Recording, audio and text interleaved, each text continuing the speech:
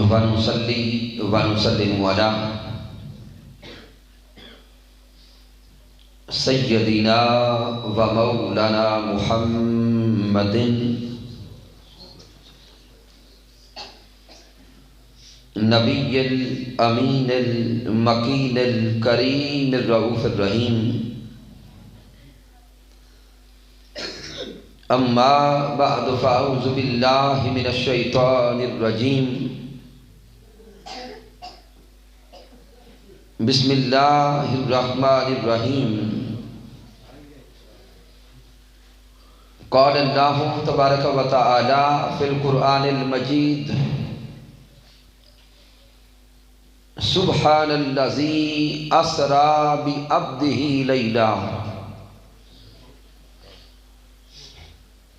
ليلا من المسجد الحرام إلى المسجد الأقصى الذي باركنا حوله لنريه من آياتنا إنه هو السميع البصير. صدق الله مولانا العظيم. ان اللہ وملائکتہ یصلون علی النبی یا ایھا الذین آمنوا صلوا علیہ وسلموا تسلیما. بآواز بلند درود پاک تلاوت فرما لیں. اللہم صلی علی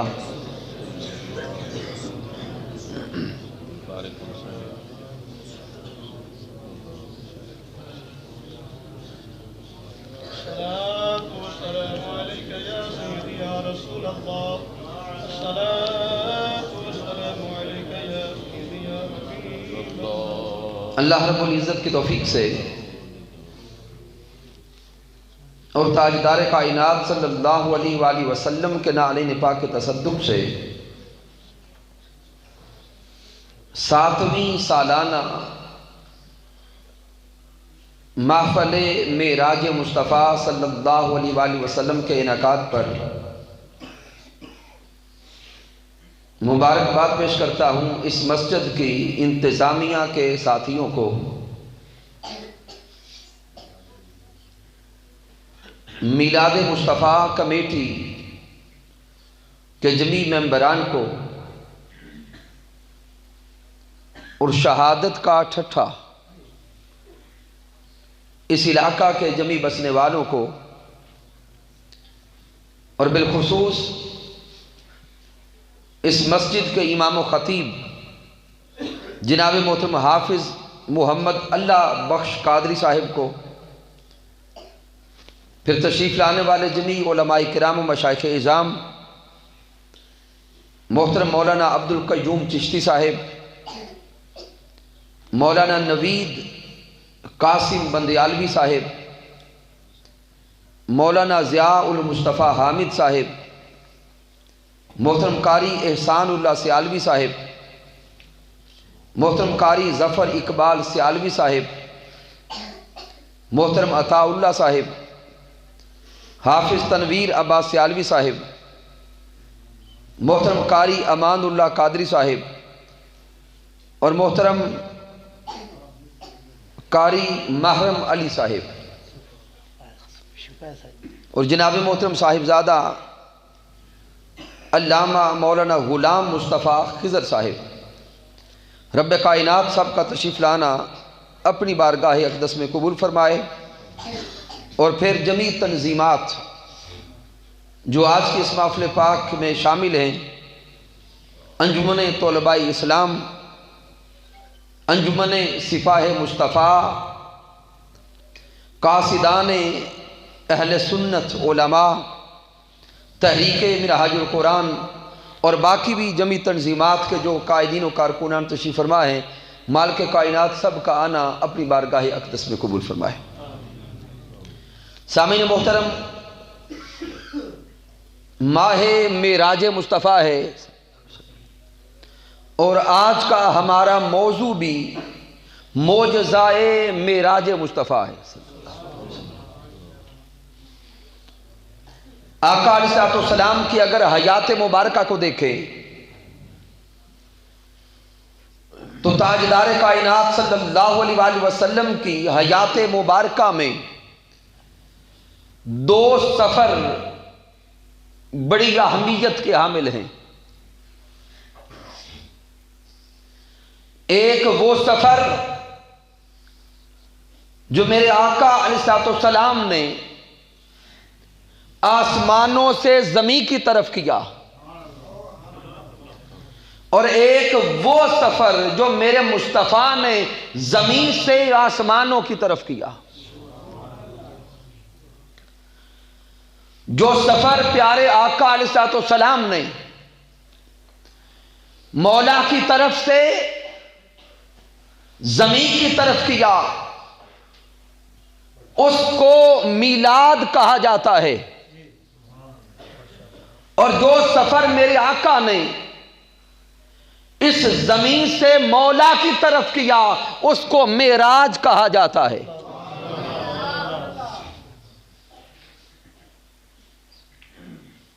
شب معراج مصطفیٰ صلی اللہ علیہ وآلہ وسلم رب کائنات نے اپنے محبوب علیہ الصلوۃ والسلام کو اپنی طرف بلایا۔ شب معراج مصطفیٰ رب کائنات نے اپنے محبوب کو اپنی طرف بلایا۔ اب سامعین توجہ کرنا، بلانے کا انداز جدا جدا ہوتا ہے۔ ہم بھی اپنے دوستوں کو، محبین کو، چاہنے والوں کو اپنے ہاں آنے کی دعوت دیتے ہیں۔ غور کریں گے اس نقطہ پر۔ ہم بھی موقع بموقع اپنے احباب کو اپنی طرف بلاتے ہیں، ان کو اپنے گھر آنے کی کیا کرتے ہیں؟ جاگ رہے ہیں؟ ہم بھی اپنے احباب کو اپنے گھر آنے کی دعوت دیتے ہیں۔ اب دیکھیں دعوت دینے کے طریقے کیا ہیں۔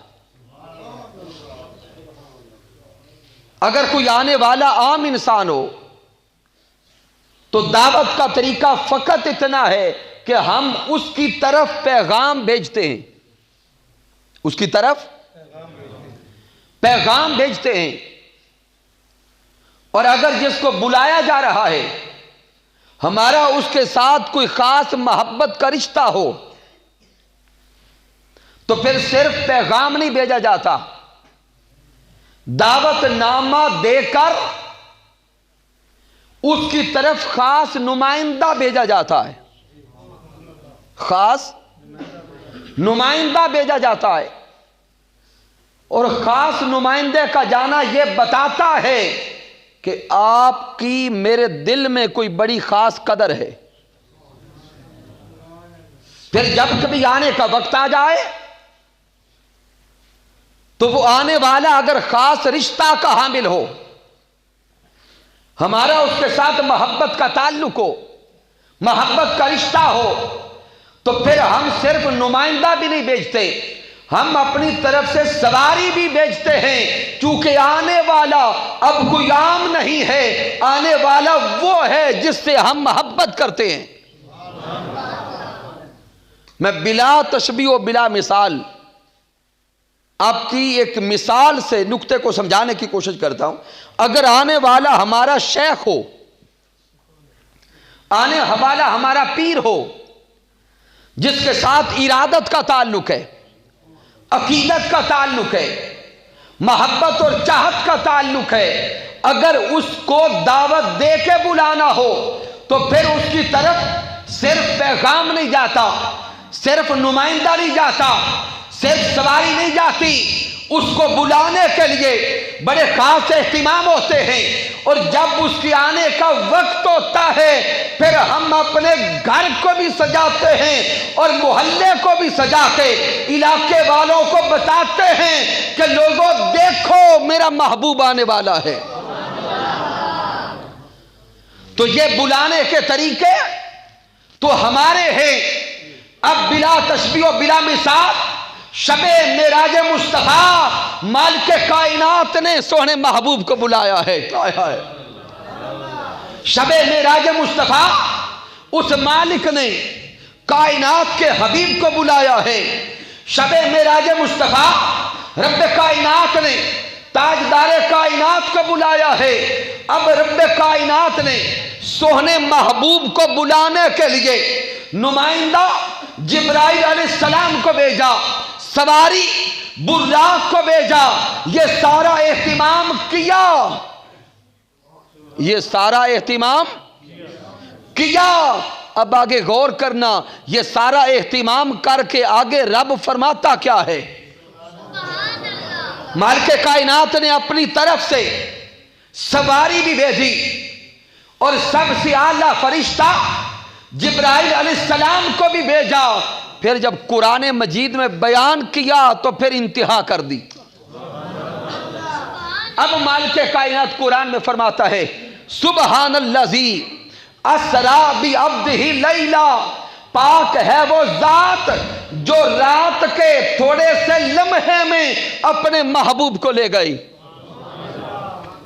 سامعین اس نقطے پہ توجہ کرنا کہ رب کائنات نے براق بھی بھیجا، جبرائیل علیہ السلام کو بھی بھیجا، لیکن جب قرآن میں بیان فرمایا تو رب فرماتا ہے پاک ہے وہ اللہ، پاک ہے وہ رب، پاک ہے وہ ذات جو اپنے بندہ خاص کو لے گئی. اب قرآن مجید میں بیان کرتے ہوئے مالک کائنات یہ نہیں کہتا کہ جبرائیل لے گیا. اپنے کلام میں رب کائنات یہ نہیں فرماتا کہ براق لے گیا، بلکہ قرآن میں فرماتا ہے سبحان الذی اسریٰ بعبدہ لیلا. ارے براق بھی گیا ہوگا، جبرائیل بھی گئے ہوں گے، لیکن میرے مصطفیٰ کے استقبال اور شان کا درجہ یہ ہے کہ میں رب خود گیا تھا، مصطفیٰ کو ساتھ لے کے آیا ہوں.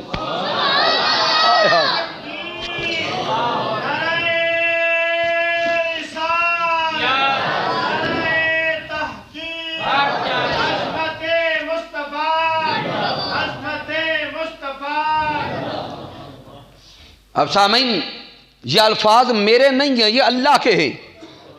سبحان الذی اسریٰ بعبدہ لیلا، اللہ فرماتا ہے کہ پاک ہے وہ رب جو خود اپنے مصطفیٰ کو لے گیا.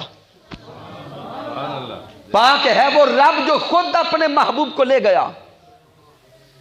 تو پہلا نقطہ تو یہ سمجھ آ گیا کہ محبوب علیہ السلام کا بلانا بھی جدا ہے، پھر محبوب کا جانا بھی جدا ہے.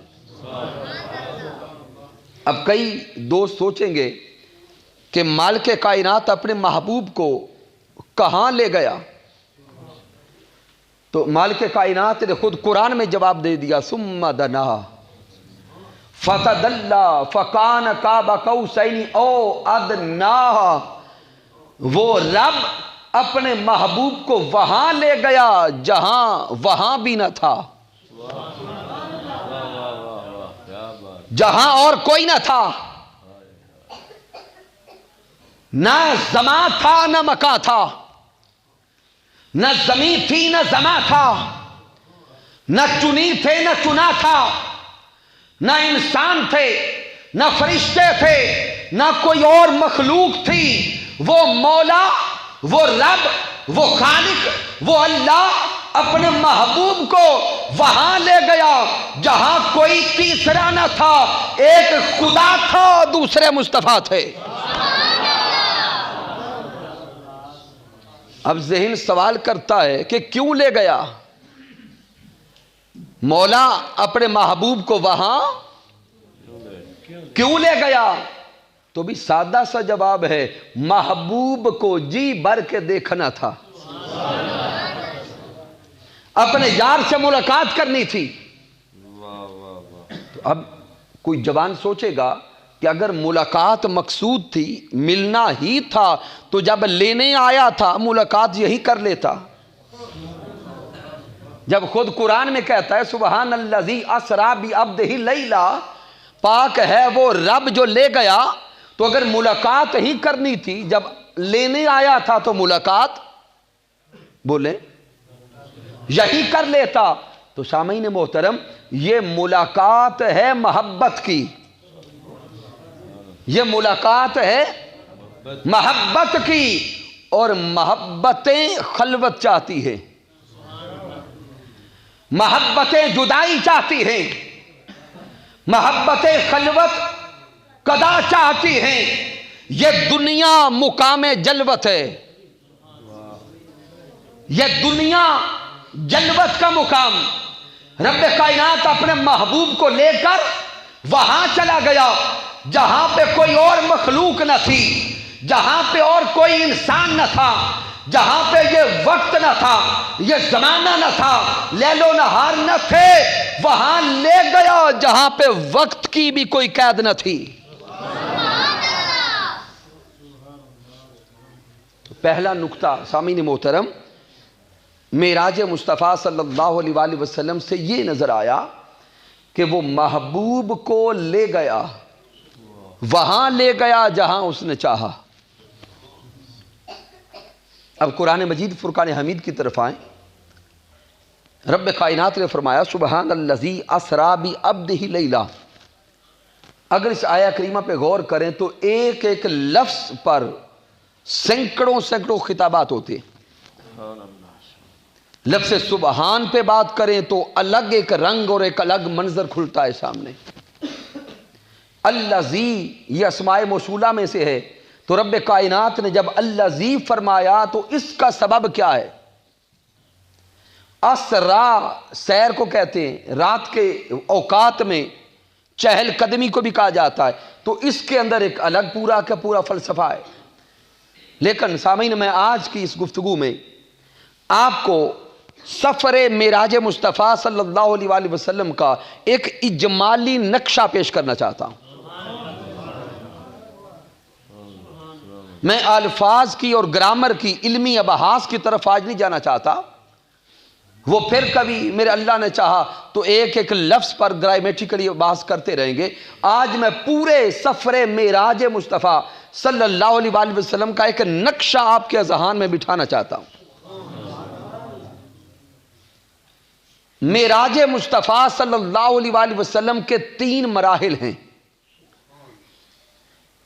سفر معراج مصطفیٰ صلی اللہ علیہ وآلہ وسلم کے ساتھ تھوڑا بولیں گے، 3 مراحل ہیں، اور میرے آقا علیہ السلام کی ذات کے بھی 3 گوشے ہیں۔ معراج مصطفیٰ صلی اللہ علیہ وآلہ وسلم کا پہلا مرحلہ مسجد حرام سے مسجد اقصیٰ تک کا سفر، سفر معراج کا دوسرا مرحلہ مسجد اقصیٰ سے سدرۃ المنتہا تک کا سفر، اور معراج مصطفیٰ کا تیسرا مرحلہ سدرۃ المنتہا سے لے کر او ادنا تک کا سفر۔ یہ معراج مصطفیٰ کے 3 مراحل ہیں، اور ذات مصطفیٰ کے بھی 3 گوشے ہیں۔ میرے آقا کی ذات کا ایک گوشہ بشریت مصطفیٰ، ایک بشریت مصطفیٰ، دوسرا گوشہ نورانیت مصطفیٰ، اور تیسرا ہے حقیقت مصطفیٰ۔ تو شب معراج مصطفیٰ، معراج مصطفیٰ کے بھی 3 مراحل رکھے، ذات مصطفیٰ کے بھی 3 گوشے رکھے، تو گویا معراج مصطفیٰ کی رات تاجدار کائنات کی ذات اقدس کے ہر گوشہ کو معراج کروایا گیا۔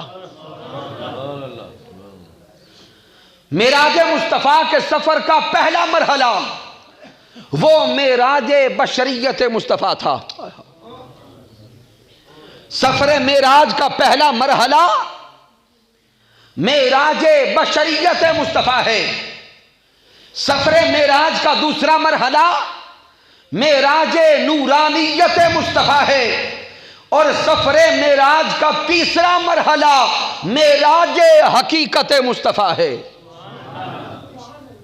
رب کائنات نے اپنے محبوب کی ذات اقدس کے ہر پہلو کو معراج کروائی۔ ہر گوشہ کو معراج کروائی، اور محبوب علیہ السلام کے ہر لطیفہ روحانیت کو معراج کروائی۔ اور اس آیت کریمہ میں، جس کو آیت معراج بھی کہتے ہیں، اس آیہ مبارکہ میں سفر معراج کے تینوں مراحل کو میرے اللہ نے بیان فرمایا ہے۔ اب توجہ کریں گے اب اس آیہ کریمہ پر۔ آغاز میں میرے اللہ نے فرمایا سبحان الذی اسری بعبدہ لیلا من المسجد الحرام الی المسجد الاقصی۔ یہ سفر معراج کا پہلا مرحلہ ہے، سفر معراج کا پہلا مرحلہ ہے۔ پھر آگے رب کائنات نے فرمایا الی المسجد الحرام الی المسجد الاقصی۔ آگے رب کائنات نے پھر سفر معراج کا دوسرا مرحلہ اس کو بیان فرمایا۔ پھر انہو هو السمیع البصیر کے اندر رب کائنات نے سفر معراج کا تیسرا مرحلہ بیان فرمایا۔ اب آئیے تھوڑا آغاز کو دیکھیں۔ شب معراج مصطفیٰ صلی اللہ علیہ وآلہ وسلم، آقا علیہ السلام حضرت سیدہ ام ہانی رضی اللہ تعالی عنہا کے گھر میں موجود ہیں۔ ایک روایت ملتی ہے کہ حتیم کعبہ میں ہیں، اور دوسری روایت ہے کہ حضرت سیدہ ام ہانی کے گھر ہیں۔ اب دونوں میں ائمہ تطبیق یہ کرتے ہیں کہ میرے آقا علیہ السلام آغاز میں پہلے تھے حضرت ام ہانی کے گھر۔ جب جبرائیل علیہ السلام آئے، انہوں نے بیدار کیا، تو جبرائیل علیہ السلام کے ساتھ پھر میرے آقا پہلے حتیم کعبہ میں گئے، وہاں پھر شک صدر ہوا، پھر وہاں سے آگے مرحلہ معراج کا آغاز کیا گیا۔ تو اب یہاں توجہ طلب نقطہ عرض کرنا چاہتا ہوں۔ آپ نے کثیر علماء سے سنا ہوگا کہ جب میرے آقا علیہ السلام حضرت ام ہانی کے گھر تھے، رات کا وقت تھا، میرے آقا آرام فرما رہے تھے، تو جب آقا آرام فرما رہے تھے، کمرہ بند تھا، اللہ رب العزت نے جبرائیل علیہ السلام کو بھیجا، جبرائیل میرا پیغام میرے یار تک لے جا۔ اب میں روحانی لطائف کی طرف نہیں جا رہا، اللہ رب العزت نے جبرائیل علیہ السلام کو بھیجا۔ یہاں پہ عرفاء بیان فرماتے کہ جب جبرائیل علیہ السلام تشریف لائے، آقا علیہ السلام آرام فرمائے، جیسا کہ میرے آقا نے خود بیان فرمایا کہ میں نیند اور بیداری کی ملی جلی کیفیت میں تھا۔ آقا علیہ السلام نے اپنے چہرہ اقدس پر کملی اوڑھ رکھی تھی۔ جبرائیل علیہ السلام تشریف لائے تو اب ایک طریقہ تو بیدار کرنے کا یہ تھا کہ جبرائیل علیہ السلام دروازے پہ کھڑے ہو کے یا دستک دیتے یا آواز دیتے۔ غور کریں گے بھئی، ایک معروف طریقہ یہی ہے نا کہ جب کسی کے گھر جائیں اس کے دروازے پر دستک دی جائے، یا دروازے کے باہر کھڑے ہو کے اس کو آواز دی جائے۔ اب جبرائیل علیہ السلام جب دروازے پہ کھڑے ہوں گے، سوچا ہوگا کہ دستک دیتا ہوں یا آواز دیتا ہوں، تو فوراً مالک کائنات کا کلام ذہن میں آیا ہوگا کہ وہ مولا محبوب کے در کا یہ ادب سکھاتا ہے، یا ایھا الذین آمنوا لا ترفعوا اصواتکم فوق صوت النبی ولا تجہروا لہ بالقول کجہر بعضکم لبعض ان تحبط اعمالکم وانتم لا تشعرون۔ جبرائیل علیہ السلام نے اس کلام پہ توجہ کی ہوگی کہ اگر دروازے پہ کھڑے ہو کر سونے مصطفیٰ کو آواز دے دی تو کہیں بے ادب نہ ہو جاؤں۔ دروازے پہ کھڑے ہو کے آواز نہیں دی۔ اب سوچ میں پڑ گئے کہ دروازے کے اندر بھی جانا ہے، کمرے کے اندر بھی جانا ہے، آواز بھی نہیں دینی، تو طریقہ کیا اختیار کیا جائے؟ تو بعض عرفاء یہاں پہ بیان کرتے ہیں کہ اس کمرے کو چاروں طرف سے جبرائیل علیہ السلام نے دیکھا، جبرائیل علیہ السلام کو چھت میں ایک سوراخ نظر آیا. حضرت جبرائیل علیہ السلام اس سوراخ سے پھر اس کمرے میں گئے. جب کمرے کے اندر چلے گئے تو محبوب علیہ السلام تو آرام فرما رہے ہیں. تاجدار کائنات کے چہرہ اقدس پہ چادر ہے، کملی مبارک ہے. اب پھر سوچ میں پڑ گئے کہ کیا یہاں آواز دوں؟ تو پھر اندر سے وہی آواز آئی، نہیں، ادب کا مقام ہے. پھر سوچا ہوگا کیا جس طرح دوسروں کو بیدار کیا جاتا ہے ہلا کے، ہاتھ لگا کے، کیا اس طریقے سے بیدار کروں؟ تو پھر اندر سے آواز آئی ہوگی، نہیں، کہیں بے ادبی نہ ہو جائے. تو پھر جبرائیل علیہ السلام سوچتے رہے یہاں تک کہ محبوب کے قدموں کو دیکھا. آئے آئے، پیارے آقا کے قدمین شریفین کو دیکھا. میرے آقا کے قدمین شریفین پہ کملی مبارک نہیں تھی تو حضرت جبرائیل علیہ السلام نے اپنے کافوری ہونٹ میرے مصطفیٰ کے تلووں پہ لگا دیے. ہائے ہائے، جبرائیل فرشتوں کا سردار، اور منظر کیا ہے کہ آپ کے اور میرے آقا کے قدم مبارک تلووں پہ اپنے ہونٹ رکھ رہا ہے. جبرائیل علیہ السلام کے حوالہ سے بعد میں منقول ہے، آپ بیان فرماتے ہیں کہ میں اکثر اپنے ذہن میں سوچتا کہ اللہ رب العزت نے میرا سارا جسم نور کا بنایا، ہونٹ کافور کے بنائے، اس کا سبب کیا ہے، اس کا راز کیا ہے؟ تو جبرائیل علیہ السلام خود بیان فرماتے ہیں کہ شب معراج مصطفیٰ مجھ پہ یہ عقدہ کھل گیا کہ اللہ رب العزت نے میرے ہونٹ کافوری اس لیے بنائے تھے کہ معراج کی رات جب سونے مصطفیٰ کو بیدار کرنا ہوگا تو کافوری ہونٹ مصطفیٰ کے تلووں پہ رکھنے ہوں گے. تو جبرائیل علیہ السلام نے پیارے آقا کو بیدار کیا. اب یہاں پر بڑا خاص اور اہم نقطہ عرض کرنا چاہتا ہوں کہ حضرت جبرائیل علیہ السلام وہ عظیم مقام و مرتبہ کی حامل نورانی مخلوق ہیں کہ خود بیان فرماتے ہیں کہ رب کائنات نے مجھے 600 پر عطا فرمائے، پھر جمیع فرشتوں کے سردار، لیکن ادھر آقا کی بارگاہ میں آ رہے ہیں، آقا کے قدموں پہ بوسے دے رہے ہیں.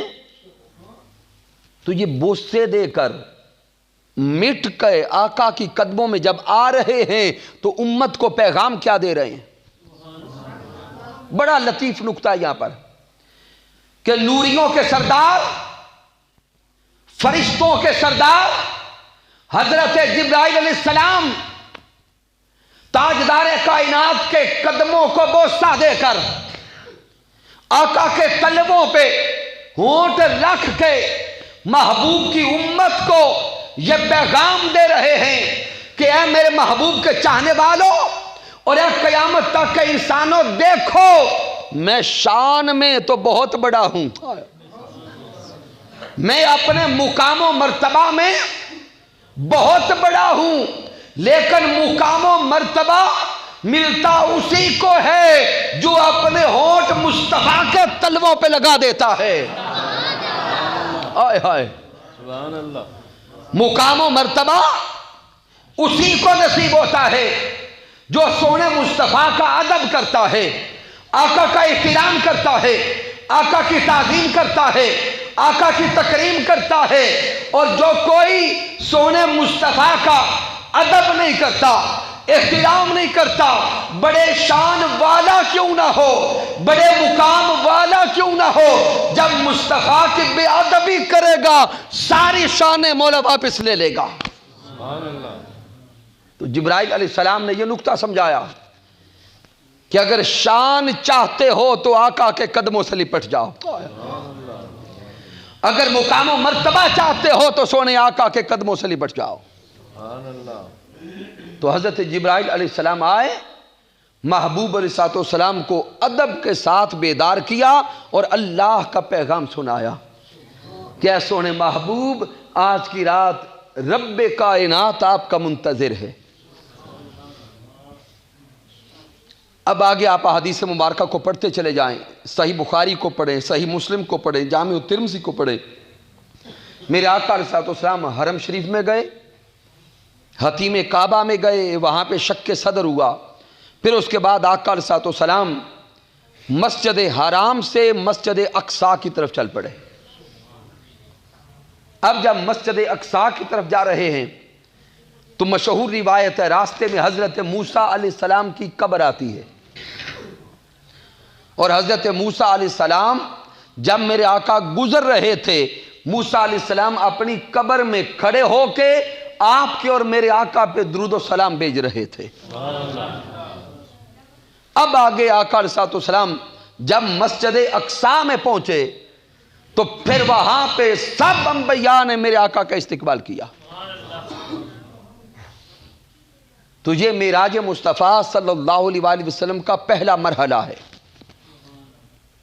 میں بڑے اختصار کے ساتھ آگے بڑھ رہا ہوں تاکہ پورا نقشہ آپ کے سامنے رکھا جا سکے، نہیں تو ایک ایک مرحلہ کے اندر ایک ایک مقام پہ کئی کئی نکات اور کئی راز چھپے۔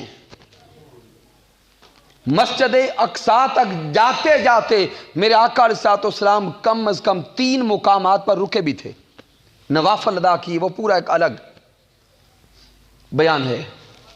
تو آقا علیہ السلام اب مسجد اقصی میں پہنچے، مسجد اقصی میں انبیاء کرام کو نماز پڑھائی، جمی انبیاء نے آقا کا ادب کیا، احترام کیا، استقبال کیا، پیار کیا، سلام دعا کیا۔ اب میرے آقا مسجد اقصی سے سدرۃ المنتہا کی طرف چل پڑے۔ سفر معراج کے دوسرے مرحلے کا آغاز ہو گیا، دوسرے مرحلے کا آغاز ہو گیا۔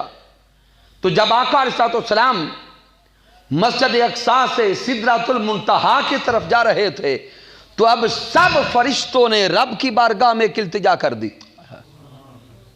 توجہ کرنا، سارے فرشتوں نے اپنے رب کے سامنے ایک التجا کی، ایک دعا کی، ایک عرض کی کہ اے رب کائنات، اے مالک کائنات، اے خالق کائنات، آج کی رات تیرا محبوب تجھے تکنے آ رہا ہے، آج کی رات تیرا محبوب تجھے تکنے آ رہا ہے۔ ہماری آرزو یہ ہے کہ کوئی ایسا سبب بن جائے تیرا محبوب تجھے تکنے آئے، ہم تیرے محبوب کو تکنے جائیں۔ سب فرشتوں نے اللہ کے سامنے عرض کر دیا۔ مالک کائنات نے فرمایا کہ فرشتوں پھر تم سارے کے سارے مقام سدرہ پہ جمع ہو جاؤ۔ جب میرا محبوب مسجد اقصی سے سدرۃ المنتہا پہ آئے گا تو سدرۃ المنتہا پہ رک کر میرا محبوب سواری کو بدلے گا، میرا محبوب سدرہ کے مقام پہ رکے گا، تم سارے فرشتے میرے محبوب کا دیدار کر لینا۔ تو اب غور کریں، جمی فرشتے مقام سدرہ پہ جمع ہو گئے، وہاں پہ اسرائیل علیہ السلام بھی تھے، اسرافیل علیہ السلام بھی تھے، جبرائیل علیہ السلام تو پہلے ساتھ تھے، باقی بھی سارے ملائکہ مقام سدرہ پہ جمع ہو گئے۔ جب میرے مصطفیٰ سدرہ کے مقام پہ پہنچے، میرے آقا نے رک کر اپنی سواری بدلی، فرشتوں نے اپنے محبوب کا دیدار کر لیا۔ اللہ رب العزت نے قرآن مجید میں اشارہ فرما دیا، اذ یغشی السدرۃ ما یغشی، جب سدرہ کو ڈھانپنے والوں نے ڈھانپ لیا تو مقام سدرہ پر فرشتوں نے آقا کا دیدار کیا۔ اب جب آقا علیہ السلام سدرۃ المنتہا سے آگے چلنے لگے، سدرۃ المنتہا سے آگے چلنے لگے تو جبرائیل علیہ السلام آقا کے سامنے یوں ہاتھ جوڑ کے کھڑے ہو گئے۔ جبرائیل علیہ السلام عرض کرتے، سونے آقا یہاں سے آگے میں نہیں جا سکتا، میرے مقام کی انتہا آ گئی، لو دنوت انملۃ لاحترقت۔ جبرائیل علیہ السلام عرض کرتے ہیں، سونے آقا اگر یہاں سے میں ایک چیونٹی کے برابر بھی آگے گیا تو جل جاؤں گا۔ جبرائیل علیہ السلام وہاں پہ رک گئے، پھر رف رف آیا۔ میرے آقا علیہ السلام نے اگلا سفر پھر رف رف پہ کیا۔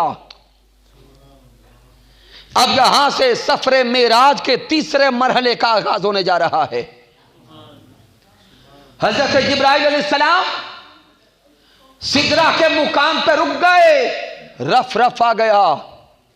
آقا علیہ السلام نے اگلا سفر رف رف پہ کیا۔ پھر ایک مقام وہ آیا کہ رف رف نے بھی عرض کیا، سونے آقا میرے مقام کی انتہا آ گئی، اس سے آگے میں بھی نہیں جا سکتا۔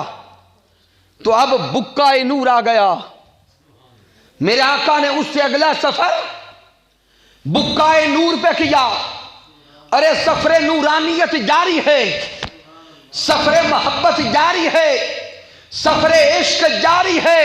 پھر ایک مقام وہ بھی آیا کہ بکائے نور بھی رک گیا۔ آئے ہائے، ایک مقام پہ بکائے نور بھی بولیں رک گیا۔ پھر اس کے بعد اگلا سارے کا سارا سفر میرے مصطفیٰ نے اپنی حقیقت پہ کیا۔ اگلا سفر میرے آقا نے اپنی حقیقت پہ کیا۔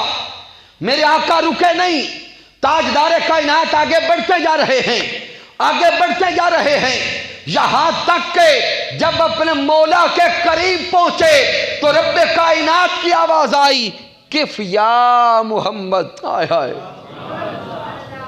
اللہ کی آواز آئی، کف یا محمد انا ربک یصلی۔ اے میرے سونے مصطفیٰ اب آپ رک جائیں۔ اور اس کو سورہ نجم میں میرے اللہ نے فرمایا، ثم دنا فتدلی فکان قاب قوسین او ادنا، کہ ثم دنا شب معراج پھر وہ قریب ہوا، پھر وہ قریب ہوا، فتدلی پھر اور قریب ہوا، فکان قاب قوسین او ادنا، یہاں تک کہ قرب اتنا بڑھ گیا، کان قاب قوسین او ادنا، کہ دو کمانوں کا فاصلہ رہ گیا اور اس سے بھی کم۔ اب یہاں پر چونکہ علماء کرام تشریف فرما ہے اور باشعور لوگ تشریف فرما ہے، اگر تفاسیر کا مطالعہ کریں اور اس آیہ کریمہ ثم دنا فتدلی فکان قاب قوسین او ادنا کو پڑھیں، سورہ النجم کی اس آیت کریمہ پہ اگر غور کریں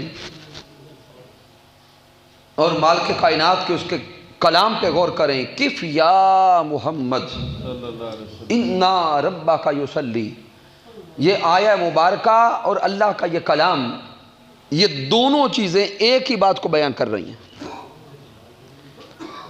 کہ جب محبوب علیہ السلام رب کائنات کے اس قرب کے مقام پہ پہنچے تو اب اللہ رب العزت فرماتا ہے ثم دنا، پھر وہ قریب ہوا۔ آپ احباب کی توجہ ہے، آپ اور قریب آ جائے، قریب آ جائے، آخری 10-15 منٹ کی طرف جا رہے ہیں تو ایک ماحول بڑھنا چاہیے۔ آقا علیہ السلام کے معراج کا بیان ہے، ادھر آگے تشریف لے آئیں کچھ ہو۔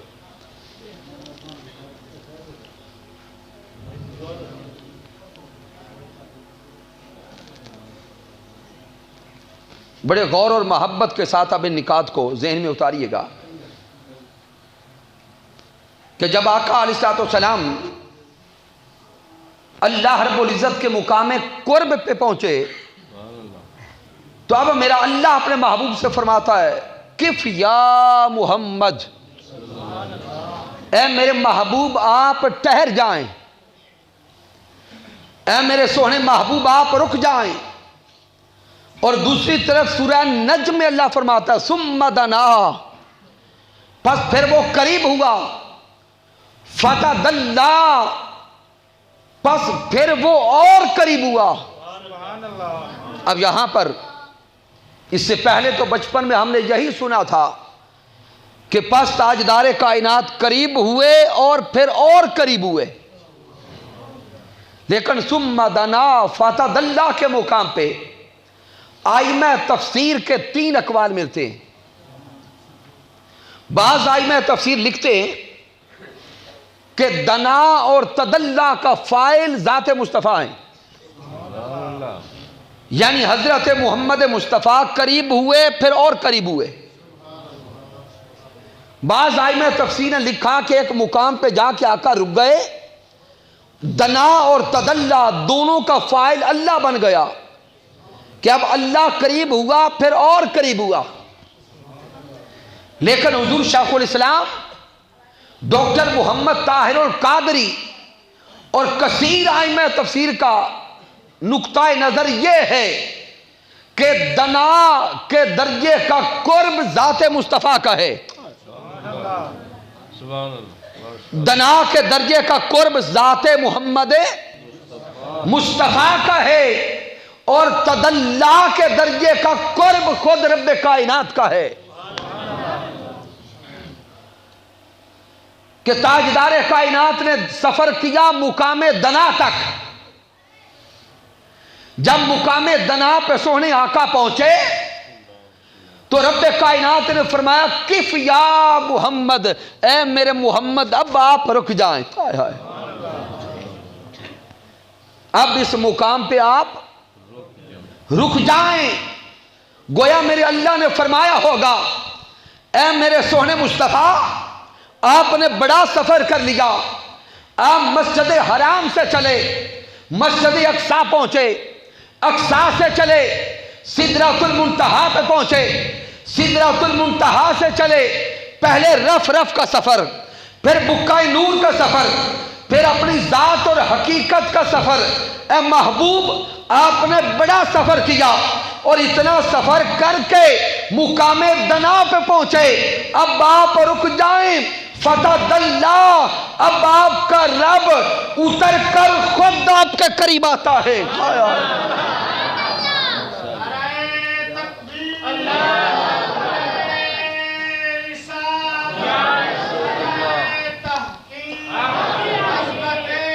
آئے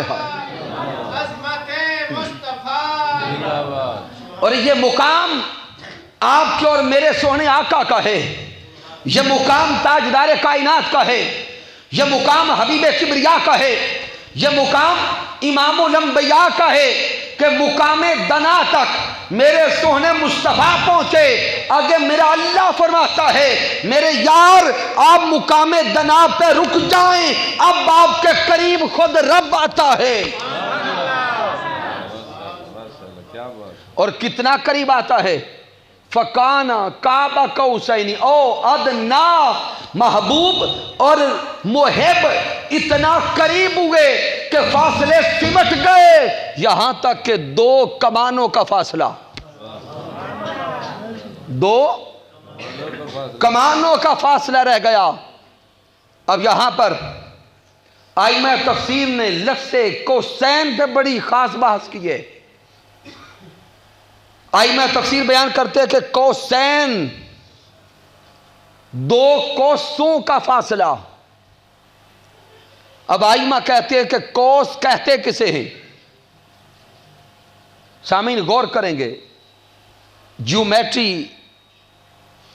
میں آپ نے ایک پرکار دیکھی ہوگی، اس سے جب ایک لائن لگاتے ہیں تو اس کو ایک کیا کہتے ہیں؟ قوس۔ قوس ہلکی سی ایک لائن، ٹیڑھی لائن ہوتی ہے، یوں سمجھیں کہ یہ اس کا دایا ہے، یہ اس کا انداز ہے۔ تو اب میرے اللہ نے فرمایا کہ محبوب اور محب اتنا قریب ہوئے کہ 2 قوسوں کا فاصلہ رہ گیا۔ اب ذہن میں سوال پیدا ہوتا ہے کہ مولا مقام عرش ہے، توجہ کرنا، اے رب کائنات کیا تو وہاں پر اپنے محبوب سے ملاقات کرتے ہوئے قوسیں لے کے بیٹھا تھا؟ جہاں پہ دنیا کی تو شاید تھی کوئی نہیں، تو وہاں پہ جب محبوب سے ملاقات کر رہا تھا تو دنیا کی قوسوں کا ذکر کیوں کیا؟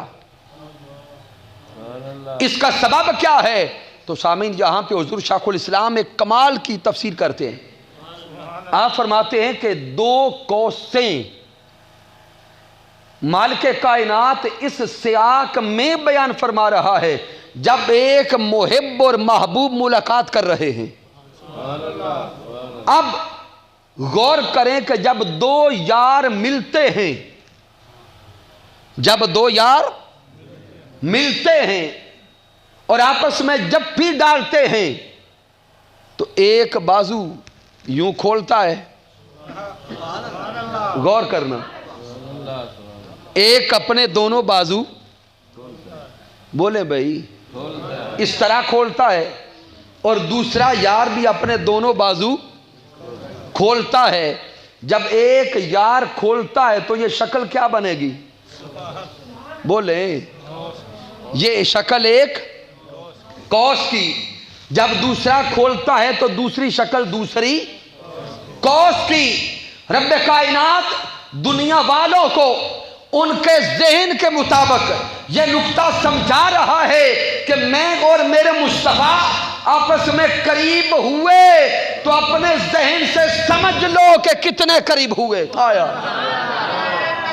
آیا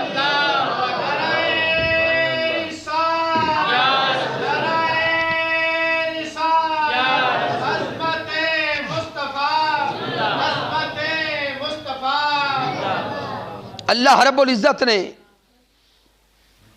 مالک کائنات نے چونکہ یہ نقطہ سمجھانا تھا دنیا والوں کو، یہ نقطہ سمجھانا تھا دنیا والوں کو، تو مثال بھی دنیا کی دی کہ دنیا میں بسنے والوں اگر تم سوال کرتے ہو اور جستجو کرتے ہو اور سوچتے ہو کہ میں اور میرا مصطفیٰ کیسے ملے، میں اور میرا محبوب قریب ہوئے تو کتنے قریب ہوئے، بلا تشبیہ و بلا مثال تم یہ نقطہ ذہن میں بٹھا لو. جس طرح تم دو دنیا کے یار ملتے ہو، ایک قریب آتا ہے تو ایک کی قوس بنتی ہے، دوسرا قریب آتا ہے تو دوسرے کی قوس بنتی ہے. جس طرح تم دو یار آپس میں ملتے ہو، فکانا کعبہ قوسین، میں اور میرا مصطفیٰ اسی طرح سمجھ لو کہ ایسے قریب ہوئے. لیکن یہ سمجھنے کے لیے ہے، یہ نقطہ بولیں سمجھنے کے لیے ہے. حقیقت حال کیا ہے وہ جانے والا جانے یا بلانے والا جانے. اور ساتھ آگے غور کریں، میرے اللہ نے فکان کعبہ قوسین پہ روکا نہیں ہے. اللہ نے فرمایا کہ یہ یہاں تک تو سمجھو جس طرح دو کوسے بنا کے ملتے ہو، لیکن رب کائنات نے یہاں پہ قربت کو روکا نہیں ہے. او ادنا مبالغہ کا صیغہ دے کر آگے اگلے سوچنے والوں کے لیے، معرفت والوں کے لیے، قرب والوں کے لیے، اشاق کے لیے آگے راستہ کھول دیا. او ادنا کوسین پہ رکنے والوں تم تو کوسین پہ رک جاؤ، لیکن عقل والوں یہاں پہ نہیں رکنا. او ادنا میں اور میرا مصطفیٰ تو اس سے بھی قریب تھے، وہ میں جانوں یا میرا مصطفیٰ جانے. ہائے ہائے، وہ میں جانوں یا میرا مصطفیٰ جانے، وہ جانے والا جانے یا لے جانے والا جانے. بس تم اتنا سمجھ لو کہ جس طرح تم یار ملتے ہو ہم بھی مل گئے. لیکن ہمارے ملنے کو اپنے ملنے پہ قیاس نہ کرنا. یہ صرف سمجھنے کے لیے ایک مثال دی ہے. اب یہیں پر ائمہ تفسیر ایک اور راز بھی بیان کرتے ہیں یہاں قوسین کا. وہ ائمہ تفسیر بیان کرتے ہیں کہ قوسین جو میرے اللہ نے اشارہ دیا ہے، قرآن مجید کا پہلا مخاطب کفار ہیں، مکہ والے، مدینہ والے، جہاں پہ قرآن اترا ہے. قرآن مجید کے اولین مخاطب اس دور کے احباب اور اس دور کے لوگ ہیں. تو قرآن مجید فرقان حمید اتر رہا تھا، معراج کا واقعہ پیش آیا مکہ میں. تو سامعین، عربوں میں ایک اصول تھا کہ جب بھی دو گھرانے آپس میں ملتے، دو گھرانے آپس میں ملتے، چاہے وہ رشتے کرتے، چاہے راضی نامہ کرتے، چاہے آپس میں بیٹھ کر دوستی کا آغاز کرتے، تو ان کا ایک طریقہ تھا کہ وہ دونوں قبیلے اپنی طرف سے ایک ایک تیر کمان لاتے تھے. یعنی دو قبیلے جب آپس میں اکٹھے ہوتے تو دونوں قبیلے اپنی طرف سے ایک ایک کمان لاتے. کیا کرتے؟ کمان لاتے. اور ایک کمان کی شکل بھی ایک قوس کی طرح ہوتی ہے. اب جانتے ہیں نا کتنے لوگوں نے کمان دیکھی ہے؟ ہاتھ کھڑا کر کے بتائیں. کمان صاحب نے دیکھی ہو یا تیر کمان جسے کہتے ہیں؟ آپ جوانوں نے، بچوں نے نہیں دیکھی ہوئی؟ اس دور میں تو کوئی ایک جوان بھی ایسا نہیں ہوگا جس نے تیر کمان نہیں دیکھی ہوئی. چلیں، تیر کمان آپ نیچے کر لیں. اس تیر کمان کی صورت کیا ہے، شکل کیا ہے؟ وہ ایک قوس ہوتی ہے. تیر کمان ایک قوس کی طرح ہوتی ہے. تو اب ائمہ تفسیر بیان کرتے ہیں کہ جب دو خاندان جڑتے، وہ دونوں قبیلے اپنی اپنی ایک ایک تیر کمان لے کے آتے، اور وہ تین کمان لاتے تو دو کمانوں کو جوڑ کر ان میں ایک تیر کو رکھ کے اوپر پھینکا جاتا. توجہ کرنا، تیر کمانیں کتنی ہوتی؟ دو.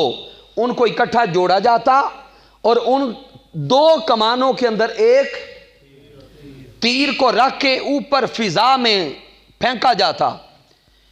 اور وہ دو گھرانے، دو قبیلے، دو خاندان جو اپنی کمانوں کو جوڑ کر ایک تیر پھینکا کرتے، وہ اپنے علاقے والوں کو یہ بتانا چاہتے کہ علاقے والوں دیکھ لو، آج سے ہم دو نہیں ہیں.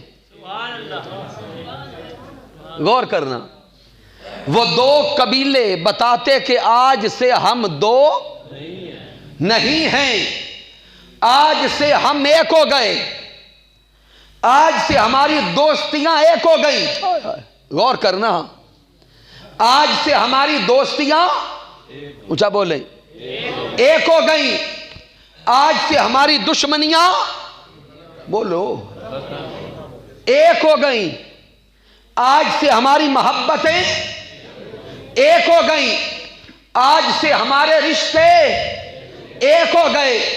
اگر کوئی ایک قبیلے کا دوست ہے تو دوسرے کا دوست ہوگا، اگر ایک کا دشمن ہے تو دوسرے کا دشمن ہوگا.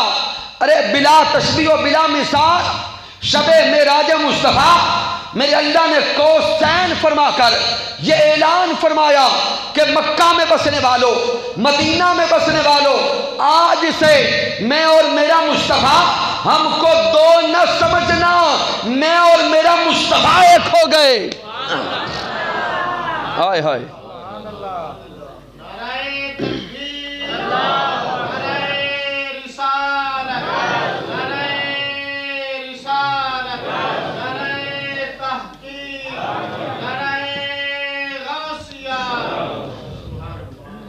میرے اللہ نے مکہ والوں کو یہ پیغام بھیجا، مالک کائنات نے مکہ والوں کو یہ میسج کنوے کر دیا کہ مکہ میں بسنے والوں اور عرب کی سرزمین پہ بسنے والوں اور میرے محبوب کی دشمنی کا ارادے رکھنے والوں، آج یہ جملہ ذہن میں رکھ لو اور یہ نقطہ سمجھ لو، مجھ کو اور میرے مصطفیٰ کو الگ نہ سمجھنا، مجھ کو اور میرے مصطفیٰ کو جدا نہ سمجھنا. آج سے ہماری محبتیں بھی ایک، چاہتیں بھی ایک، رضا بھی ایک، پسند بھی ایک، عطا بھی ایک. جو خدا عطا کرتا ہے وہی مصطفیٰ عطا کرتے ہیں. خدا کا عطا کرنا اور مصطفیٰ کا عطا کرنا ایک ہو گیا، خدا کی محبت اور مصطفیٰ کی محبت ایک ہو گئی۔ ہم کو جدا نہ سمجھنا، ہم سب کی محبتیں بھی ایک اور چاہتے بھی ایک۔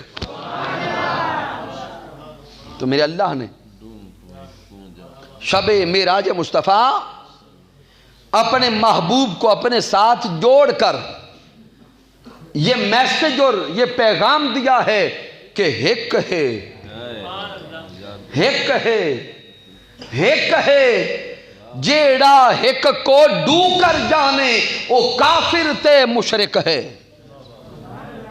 محبوب علیہ السلام اور رب کائنات جب مقام او ادنا پہ ملے تو اللہ رب العزت نے یہ پیغام دنیا والوں کو دیا۔ پھر سامعین، یہ تو میں نے عرض کیا کہ میں ہلکا ہلکا نقشہ مراحل معراج مصطفیٰ صلی اللہ علیہ وآلہ وسلم کا پیش کر دیتا ہوں۔ اب یہاں پر کیونکہ گفتگو میری جو ارادہ تھا وہ تو میں مکمل کر چکا، لیکن چونکہ قبلہ شاہ صاحب ابھی پہنچے نہیں ہیں تو میں یہاں پہ ایک اور نقطہ عرض کرتا ہوں کہ کئی لوگ سوال کرتے ہیں اور سوچتے ہیں کہ جب اللہ نے محبوب علیہ السلام کو عرش پر ہی بلانا تھا، جب اللہ نے اپنے محبوب کو عرش پر ہی بلانا تھا تو پھر بیت المقدس تک کا سفر کیوں کروایا؟ اللہ رب العزت سیدھا حرم کعبہ سے اوپر اٹھا لیتا، یہ نیچے کا سفر سارے کا سارا یہ کیوں کروایا؟ تو سامعین اس کا بڑا سادہ جواب دینے لگا ہوں۔ جب سفر معراج کے ہیں 3 مرحلے، میرے آقا نے واپس پلٹ کے آنا تھا انسانوں میں، آقا نے واپس پلٹ کر آنا تھا انسانوں میں، اسی دنیا پر بشروں کے اندر، تو اس لیے لازم تھا کہ سفر معراج کا کوئی حصہ ایسا بھی رکھا جاتا جس کا تعلق بشریت سے ہو۔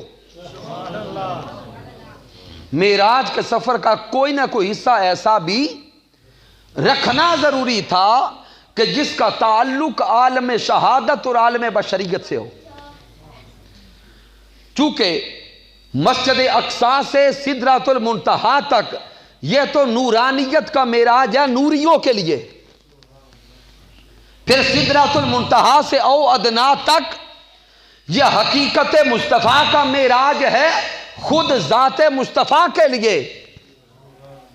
تو بھئی عالم بشریت والے بھی تو سوال کر سکتے تھے نا کہ ہمارا حصہ کہاں گیا؟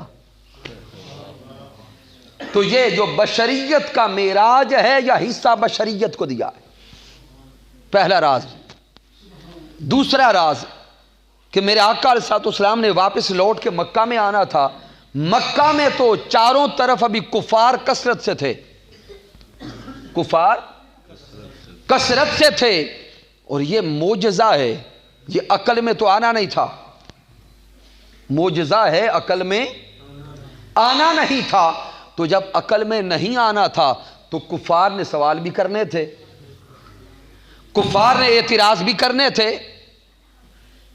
کفار نے مسلمانوں کو پریشان بھی کرنا تھا۔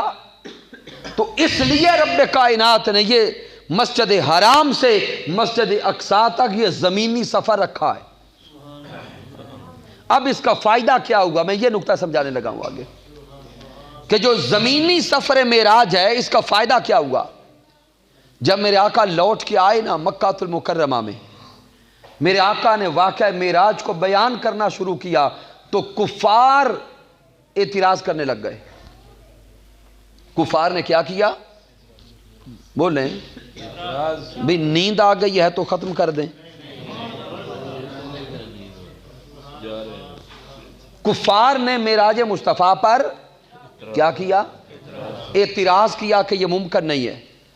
تو جب میرے آقا علیہ السلام نے فرمایا نا میں تو مسجد اقصی بھی گیا، تو اب مسجد اقصی چونکہ یہ پہلا قبلہ تھا اور مکہ والے مسجد اقصی کو دیکھنے آیا کرتے تھے، مکہ والے مسجد اقصی کو دیکھنے آیا کرتے تھے، اور آقا علیہ السلام نے معراج مصطفیٰ سے پہلے اپنی ساری زندگی میں ابھی ایک سفر بھی مسجد اقصیٰ کا نہیں کیا تھا. یاد رکھنا یہ نکتہ. میرے آقا اس سے پہلے ابھی ایک مرتبہ بھی مسجد اقصیٰ میں تشریف نہ لے کر گئے تھے. اب مکہ والے اکٹھے ہو گئے, آپس میں باتیں جوڑی, سوال اکٹھے کیے, کہتے چلو چلتے ہیں مسلمانوں کے نبی کے پاس, جا کے پہلا سوال یہ کرتے ہیں کہ مسجد اقصیٰ میں گئے تھے تو مسجد اقصیٰ کے بالے کتنے تھے؟ جاگ رہے ہیں؟ میرے بابے بیٹھے ہیں, کفار بڑے بڑے سردار اکٹھے ہو گئے.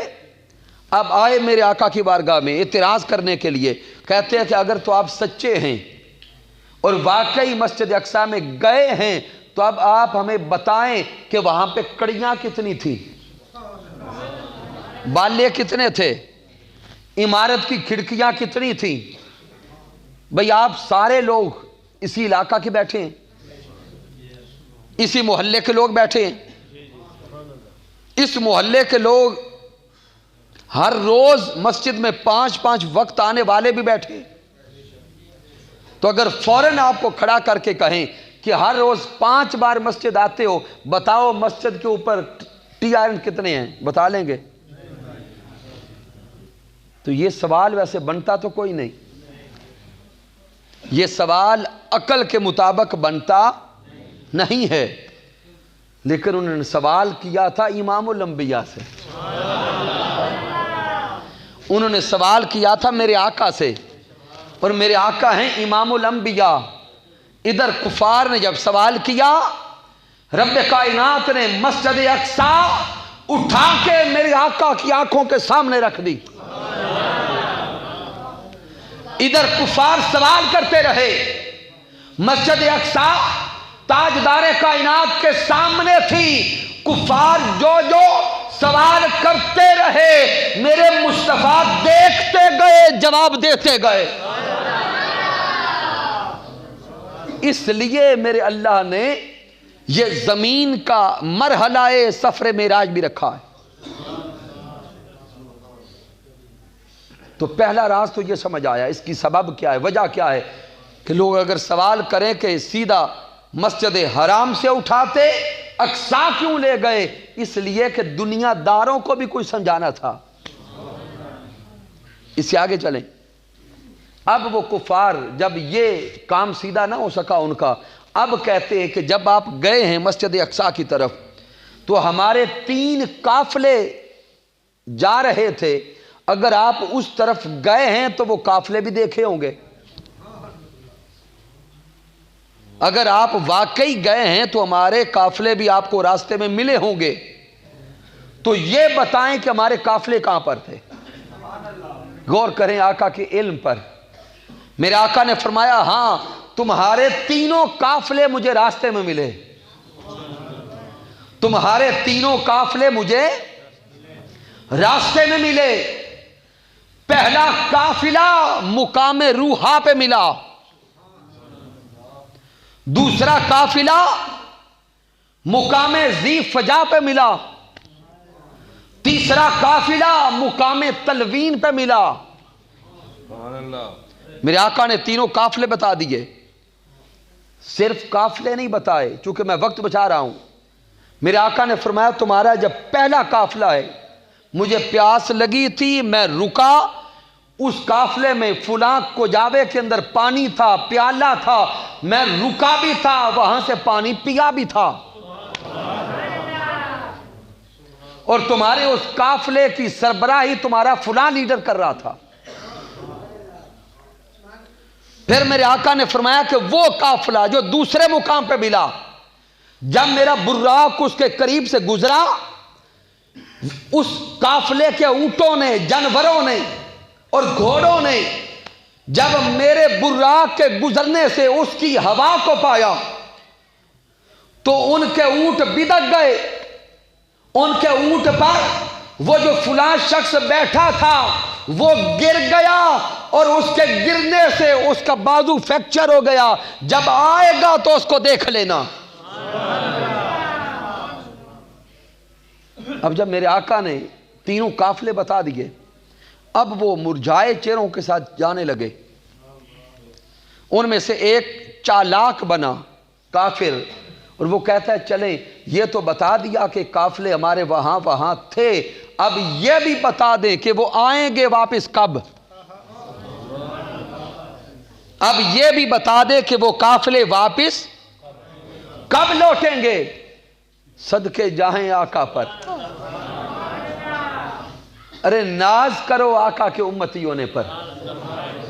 میرے آقا نے فرمایا کہ جب صبح سورج طلوع ہوگا پہلا قافلہ پلٹ آئے گا,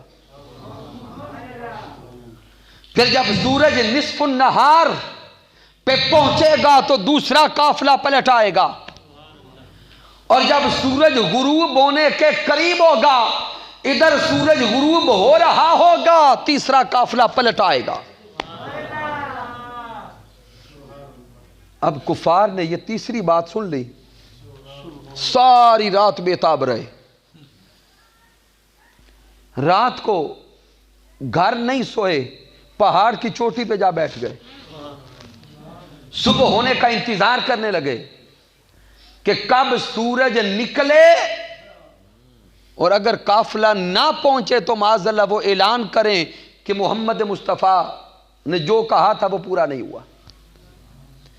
اب سامعین, مسلمان بھی پہاڑ کی چوٹی پر بیٹھ گئے, کفار بھی ایک پہاڑ کی چوٹی پر بیٹھ گئے. کفار اندر سے کہتے تھے کہ قافلہ نہ پہنچے. ادھر عشاق کا ایمان یہ تھا جو آقا نے کہہ دیا وہ ہو گیا. تو سامعین, جب صبح طلوع کا وقت ہوا پہلا قافلہ لوٹ آیا. عشاق نے نعرہ تکبیر بلند کر دیا. کفار کے پہاڑ سے آواز آئی کہ سورج طلوع ہو گیا. عشاق کی طرف سے آواز آئی دیکھو تمہارا قافلہ لوٹ آیا. دوسرا قافلہ دوپہر نصف النہار کے وقت پہ آ گیا. اب جب تیسرے قافلے کے آنے کا وقت تھا تو منظر بڑا عجیب ہو گیا. وہ جو تیسرے قافلے والے تھے, میرے آقا تو آگے گزر آئے, راستے میں بعد میں ان کا ایک جانور گم ہو گیا. جب ان کا جانور گم ہو گیا تو وہ اپنے جانور کو تلاش کرنے لگے. وہ اپنے جانور کو تلاش کرتے رہے, وقت آگے گزر گیا. وقت آگے گزر گیا. تو سامعین, اب جب قافلہ پیچھے رک گیا تھا تو قافلے نے تو آنا تھا اپنی رفتار کے مطابق, اور ادھر زبان مصطفیٰ سے نکل چکا تھا کہ جب سورج غروب ہو رہا ہوگا تیسرا قافلہ لوٹ آئے گا. لیکن قافلہ پیچھے بولیں رکا ہوا تھا, رک گیا. تو اب سامعین, عشاق کے دلوں کی دھڑکنیں بھی تیز تھیں, کفار بھی دل ہی دل میں آرزو کر رہے تھے قافلہ نہ پہنچے. سورج غروب ہونے کے قریب چلا گیا. آخری جملوں پہ آ گیا ہوں میں. سورج غروب کے قریب آ گیا. عشاق کے دل کی دھڑکنیں اور تیز ہو گئیں.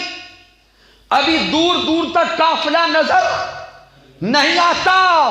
عشاق عجیب طبیعت کا شکار, عجیب کیفیت کا شکار, لیکن صدقے جائیں رب کائنات کی محبت مصطفیٰ پر, اس مولا کی اپنے محبوب کے ساتھ نسبت اور محبت پر. ادھر قافلہ پیچھے رک گیا, ادھر میرے اللہ نے سورج وہیں پہ روک دیا جہاں پہ تھا. سورج غروب نہیں ہونے دیا, غروب کے قریب لے جا کر اللہ نے سورج روک دیا. کفار آپس میں بار بار کہتے ہیں کہ کتنی دیر ہو گئی, سورج وہی کھڑا ہے.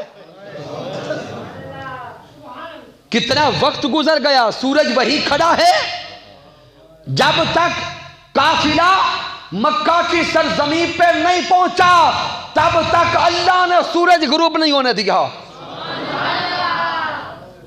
تو میرے اللہ نے یہ حقانیت زبان مصطفیٰ صلی اللہ علیہ وآلہ وسلم بیان فرما دی۔ تو سامعین، یہ ہے شان معراج مصطفیٰ صلی اللہ علیہ وآلہ وسلم کا بس ایک ہلکا سا نقشہ۔ اب میں نے عرض کیا کہ اسی کے اندر سے اگر علمی اعتبار سے آپ تحقیق کی طرف جائیں گے تو صرف ایک لفظ سبحان اگر ہم اسی پہ بات کرتے رہیں تو ہماری زندگیاں ختم ہو جائیں گی۔ پھر الذی اسری بعبدہ لیلا من المسجد الحرام الی المسجد الاقصی الذی بارکنا حولہ لنریہ من آیاتنا انہ هو السمیع البصیر۔ سامعین، یہ سارے مناظر دیکھتے چلے جائیں۔ نعرہ تکبیر، نعرہ رسالت، نعرہ تحقیق، نعرہ حیدری، لجفال لجفال، پیر سیال پیر سیال، السلام علیکم، حق کروڑیا سچ کروڑیا۔ پیر طریقت ہماری شریعت آل نبی اور آل علی پیر سید محمد طاہر عمر شاہ صاحب حمیدی چشتی سیالوی دامت برکات القدسیہ آستان عالیہ شاہ جمعہ شریف اور صدیق زینت بڑے انتظامیہ نے طرفوں بندہ ناچید نے طرفوں جلدی عطا کرینا نے نال خوش آمدی طرفوں۔ جزاک اللہ سامعین محترم، کافی دیر سے قبلہ شاہ صاحب کا ہم انتظار کر رہے تھے، آپ تشریف لائے، میری گفتگو مکمل ہو چکی۔ رب کائنات کی بارگاہ اقدس میں دعا کرتے ہیں کہ مالک کائنات ہم سب کی حاضری کو اپنی بارگاہ اقدس میں قبول فرمائے۔ کی محمد سے وفا تو نے تو ہم تیرے ہیں، یہ جہاں چیز ہے کیا لوح و قلم تیرے ہیں۔ میں نے جو کچھ بیان کیا اگر اس میں کچھ کمی ہے، کوئی کجی ہے، کوئی غلطی ہے تو مجھ ناچیز کی طرف سے ہے رب کائنات معاف فرما دے۔ اگر اس میں کوئی اچھائی اور کمال ہے تو اللہ کی عزت کی قسم میرا کوئی کمال نہیں، یہ میرے اللہ کا کرم ہے، آقا علیہ السلام کی رحمت ہے، اور میرے قائد، میرے مربی، میرے استاذ حضور شیخ الاسلام ڈاکٹر محمد طاہر القادری مقدس اللہ والی کی صحبت کا فیضان ہے۔ وما علینا الا البلاغ المبین۔